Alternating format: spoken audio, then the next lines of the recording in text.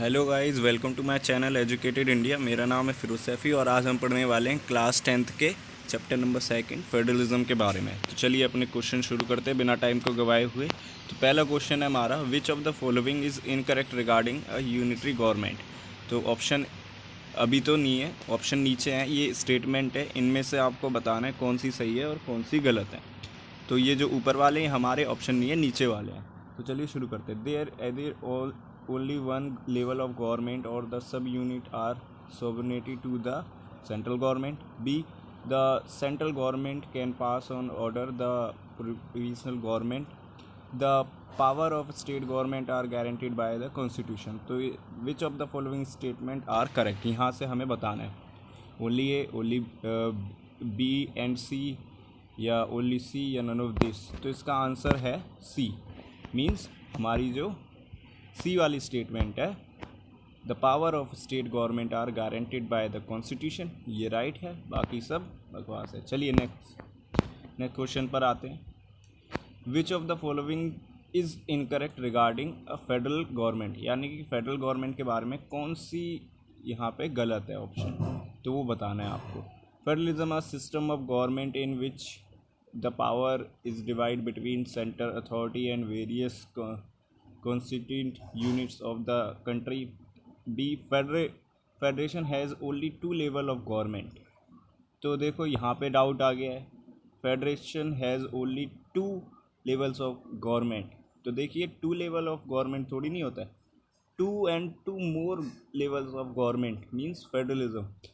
तो बी हमारा इनकरेक्ट है, तो बी हमारा आंसर हो जाएगा। चलिए बाकी सब सही है, तो B is the right answer. चलिए next question. Which of the following is not correct a key feature of federalism. यहाँ पे भी हमें गलत ही बताना है, और क्या बताना है, फेडरलिज्म का फीचर बताना है। तो different tiers of government have their own jurisdiction, and B change in constitution require concept of both level. Courts have power to interpret constitution and power of the different level. या D source of revenue for only central level are specified. तो देखिए D जो है वो गलत है, क्योंकि यहाँ पे रेवेन्यू के मामले में ओनली सेंटर को स्पेसिफाई किया गया है, तो ऐसा थोड़ी नहीं होता है, तो सबके लिए होता है। तो डी इज़ राइट आंसर। चलिए नेक्स्ट क्वेश्चन हमारा, what is true regarding source of revenue in federal system. तो रेवेन्यू के बारे में फेडरल सिस्टम को हमें बताना है। तो state have no financial power of independent source of revenue. B, state are dependent on revenue and funds of their central government. C, source of revenue of each level of government are clearly specified to ensure the financial autonomy. या state have no financial autonomy. तो यहाँ पे पहले question को पूछो, देखो what is true regarding source of revenue in federal system. तो C is the right answer.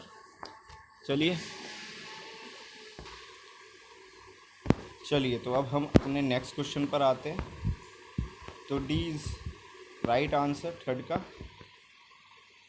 चलिए नेक्स्ट क्वेश्चन, व्हाट इज, अच्छा ये फोर्थ क्वेश्चन हो गया था, 4 का सी है, ठीक है। चलिए नेक्स्ट क्वेश्चन हमारा fifth question, identify the institution, यानी कि नीचे जो ऑप्शन है उनके अकॉर्डिंग तुम्हें बताना है कि कौन सा राइट है, ठीक है, किसके बारे में यहाँ पे बताया गया है। तो it resolve distribute between state and centre. Second, it interpret the constitution. Third, it's act like umpire and decide neutrality. तो मीडिया करती है ऐसा? बिल्कुल नहीं।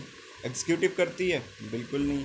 एम्पायर करता है? एम्पायर यहाँ पे कौन सा एम्पायर की पूछा गया, तो एम्पायर थोड़ी नहीं, क्रिकेट में देखते हैं हम। तो D is the right answer. Clear, ये जुडिशरी के काम है सारे ऊपर जो है, तो डी हमारा राइट आंसर हो जाएगा। चलिए next question, which of the following is not an important feature of federalism. तो यहाँ पे भी हमें गलत बताना है। तो each level of government has its own area of jurisdiction, बिल्कुल होता है, सबका अपना अपना क्षेत्राधिकार होता है। B, the fundamental provision of constitution can not be change unilaterally by any one level of government. C, government has two or more than two levels. या D, courts have power to change the constitution. तो court का काम change करने का थोड़ी नहीं है constitution को, वो तो इंटरप्रेट करता है। तो वही डी हमारा राइट आंसर हो जाएगा। चलिए next question, what are the kind of routes through which federation have been form? One route involve independent state coming together on their own to form a bigger unit. B, the second route of where large country decide to divide its power between the state and the national government. या C, B, both A and B, या D none of this? तो obviously C is the right answer। ये दोनों ही हैं इस question के answer. चलिए अब ये एक क्वेश्चन है हमारा, what is holding together federation? तो मैंने इसका आंसर यहाँ पे लिख दिया। In holding together federalism a country decide to divide its power between the constituent state and the national government. In this kind of federation the central tends to be more powerful wise state. Thus India is an example of holding together federation. Clear? तो अब हमारा इसी से question है एक, in a holding together federation, यहाँ पे option है, फिर इनमें से नीचे वालों से हमें बताना है कौन सा। A large country divide its power between constituent state and the national government, बिल्कुल सही।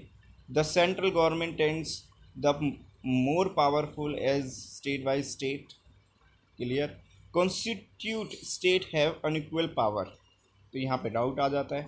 चलिए, which of the following statement are correct? A B C D. तो हमारा जो आंसर है वो ए, यानी कि तीनों ही जो है वो राइट स्टेटमेंट है। तो हमारा option A B C answer हो जाएगा।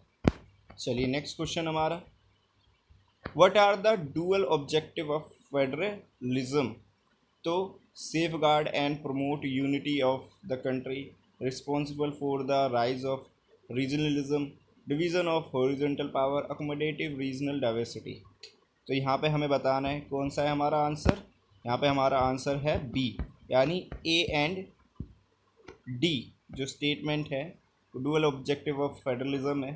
तो चलिए नेक्स्ट क्वेश्चन पर आते हैं, और ये जो क्वेश्चन है वो हमारे आज के वीडियो का आखिरी क्वेश्चन है। तो which of the following groups of country are example of coming together federation? Coming together federation की बात की गई है, इंडिया, यूएसए, बेल्जियम। तो देखिए इंडिया यहाँ पे आ गया, ये तो होल्डिंग टुगेदर का एग्जाम्पल है, तो ये छोड़ दो। ठीक है, USA, Switzerland, Australia, India, Belgium, Spain, USA, Spain and Australia. तो देखो ए और सी तो बिल्कुल नहीं होंगे, अब बी और डी में से आपका आंसर होगा। तो हमारा जो करेक्ट आंसर है वो है बी, कमिंग टुगेदर कंट्रीज़ का, यूएसए, स्विट्ज़रलैंड एंड ऑस्ट्रेलिया। चलिए इसी के साथ एक इस चीज़ को भी समझ लीजिए कि what is coming together federalism. तो coming together federation involve independent state coming together on their own form of a bigger unit, so that by pooling sovereignty and retaining identity they can increase their security. In this type of federation all constituent states have equal power and are strong by strong the federal government। तो ये होता है हमारा coming together.